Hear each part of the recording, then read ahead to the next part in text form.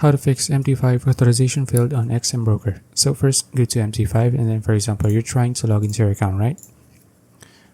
Okay.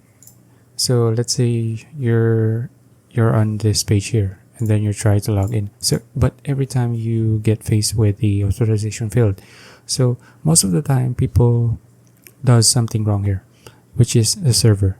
So what you need to do here is just go to your account and then check or verify your server. And then, for example, why you get the authorization failed is because, for example, your account is set on MT511, but you always set it to 2. So to MT5 2. So for example, go to your server and then just check. And if your server is this one, you can just select this one and then fill in your login details and then click on finish, and everything will be fixed. So you just need to fix your server, and most of the time, and that's it. Okay, so that's it. If you found this video useful, please like and subscribe for videos like this. See you in the next one.